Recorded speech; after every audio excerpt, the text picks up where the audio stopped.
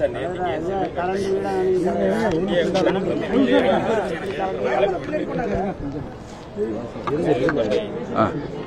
கூட்டணிக்கு வந்து விஜய் வரணும்னு சொல்லி அழைப்பு இல்லை, அதாவது ஒரு அரசியல் கட்சியுடைய தலைவர் ஒரு கருத்தை வெளியிடுகிறார் என்றால் அது எல்லா ஒரு உள்நோக்கமும் அதில் வரக்கூடாது. ஒரு இந்த நேரத்தில் நான் வந்து சத்யா நகரை பேசுகிறேன்னு சொன்னால் இன்னொரு இடத்துல வந்து சத்யா நகரை மட்டும் பேசிட்டு போயிட்டீங்களே அப்படின்னு சொல்லக்கூடாது இல்லையா? அந்த இடத்துல வருகிற பொழுது அந்த கருத்துக்கு தகுந்த மாதிரி ஒரு கருத்தை சொல்கிறார்கள்.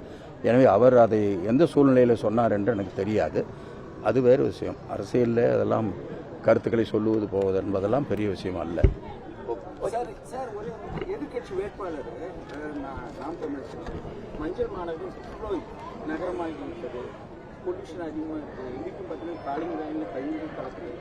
இந்த 4 ஆண்டுகள் இந்த அரசு ஒன்றுமே செய்யலை. பாதாள சாக்கடை மூடிகள்லாம் பல இடங்கள் உடனே வெளியே வந்துட்டு ட்ரைனேஜஸ் சரியில்லை. அதை பற்றி புற்றுநோய்ன்றது அதிகரித்து வருகிறது. இல்லை, ஒரு 10 ஆண்டு காலமாக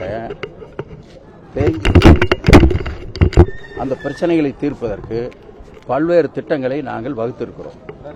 அது வந்து காலிங்கராயன் வாய்க்காலில் இந்த பேபி கனால் இருக்கிறது, அதையெல்லாம் சுத்தம் செய்து இங்கேருந்து போகிற சாக்கடை நீர் அதிலே கொண்டு போய் சேர்ப்பது, அதற்கு முன்னாலே ட்ரீட்மெண்ட் பிளான்ட் போடுவது, இப்படி பல்வேறு திட்டங்கள் நாங்கள் கையில் எடுத்திருக்கிறோம். இதெல்லாம் நம்ம நினைச்சோன்னா அடுத்த நிமிஷம் பண்ண முடியாது. ஒரு தனியார் ஒரு வீடு கட்டணும்னு நினைச்சா கூட அவர் அதுக்கு ப்ரிப்பேர் ஆகி அந்த வீட்டை துவக்கிறதுக்கே 1 வருஷம் ஆகுது.